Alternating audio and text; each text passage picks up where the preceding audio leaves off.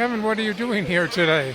I'm actually trying to sell a few babies that I have from pairs that I have at home or whatever else. I do it as a hobby, and I've had some success with getting quite a few babies out of the pairs that I have.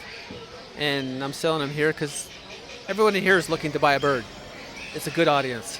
It's the Exotic Birds and Poultry Show in Pomona, California, on another edition of Out and About with Roger Martin.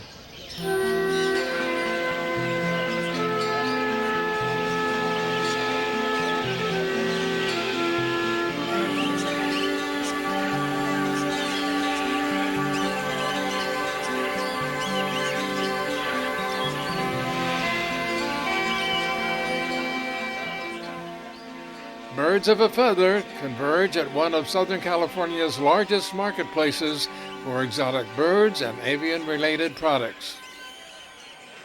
Okay, we're here today at the Pomona Fairplex at the Exotic Bird and Poultry Expo. It's a one-day event from 10 to 3, and it's right here in Pomona at the Fairplex. I'm amazed at the color of some of these birds. I didn't quite realize some little tiny ones have so many colors. Yes, definitely. They're beautiful birds, and a lot of them can sing, and they have beautiful singing voices. What type of birds can we expect to see here today? There's canaries, finches, all types of conures. Then we have Amazons, and then all the bigger birds as well. Cockatoos, macaws.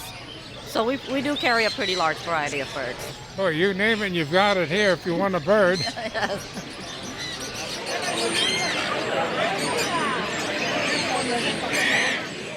As colorful macaws mug for the camera, all manner of friendly fowl can be seen. With so many unusual species to choose from under one roof, birds are literally flying off the shelves as visitors scoop up a colorful array of exotic specimens. Some even bring their feathered friends with them, courtesy of a unique backpack with a bird's eye view. In addition to the standard parakeets, there are other avian species as well, including a flock of adorable baby ostriches, not more than a few weeks old. And farm birds include this brood of hens, along with an entertaining rooster who is pure poultry in motion. This is the first year that they're letting poultry and exotic birds. And we brought chicks, and we also brought chickens, and we also brought quails. We have some birds as well, but I brought chicks this time for the people to see other birds, other animals. A lot of kids come and they look at the chicks and they like the chicks. So yeah, this is the first year that we brought chicks over. I kind of liked talking to that rooster. Yeah, we have roosters, we have hens. There's so many different kinds of roosters and chickens.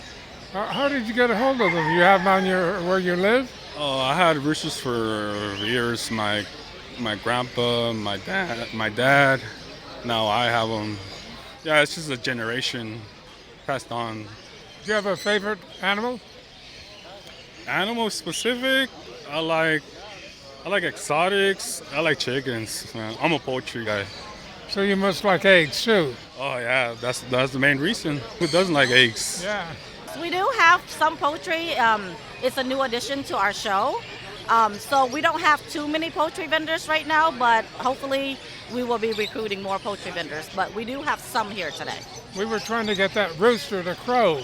You can't really force them. They crow whenever they feel like it. They have a mind of their own, don't they? Yes, they do. And they all have different personalities, just like the birds do.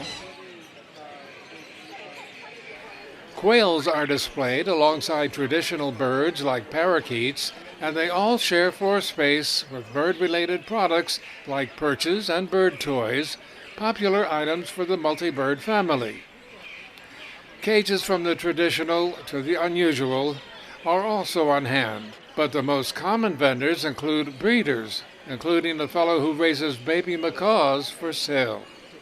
When you say babies, you don't mean babies, you mean baby birds, don't you? Yeah, baby birds.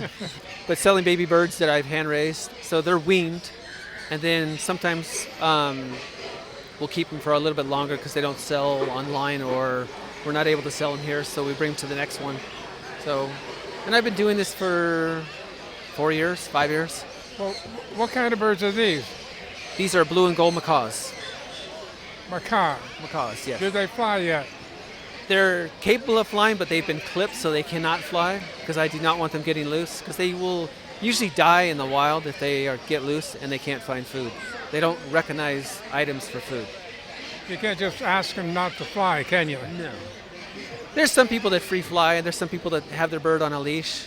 I prefer to clip them, so that way, even if they get startled and nobody's around, they're still not flying her off. Now, you sold one earlier, I understand. Yes. What was that?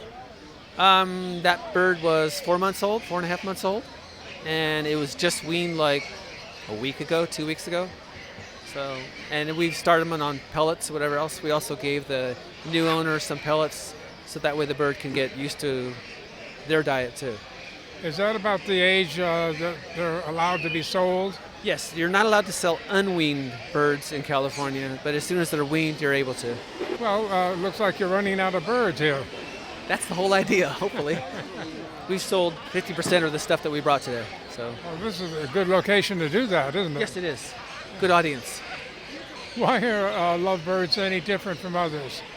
Okay, lovebirds are more challenging. They have more mutations compared to cockatiels and parakeets.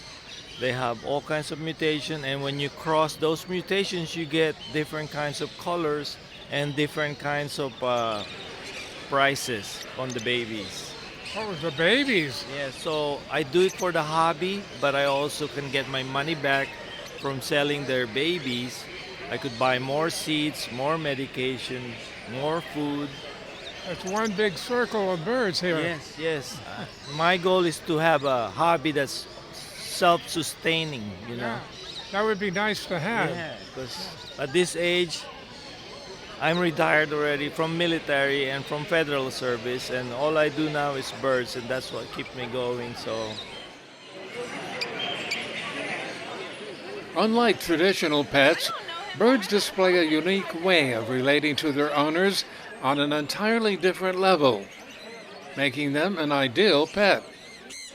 Well then, what is it about these birds that make such good pets? These birds are actually very social, so they have a tendency to bond very well with each other, and like they mate for life. And the male and the female, they protect each other. And so when you raise them up as babies, they think that you're just another bird, and they will stay with you. After I saw that rooster, I was wondering, does he make a good pet? Yeah, I recommend if you have space for it. And if the area where you live, they allow roosters and stuff like that. It's mainly like a farm animal. Yeah, I recommend them.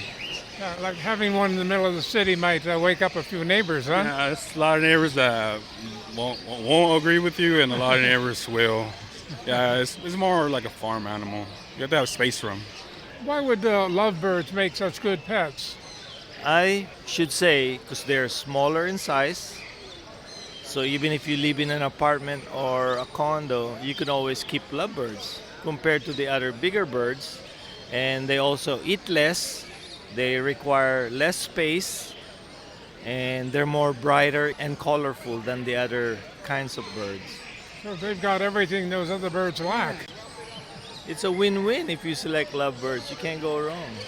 Does this happen once a year, or where else does it happen? Yeah, we're actually all over California. So all the major cities, and we're here in Pomona 4 times a year. Where are you going next? We're going to be in Pleasanton at the Alameda Fairgrounds next.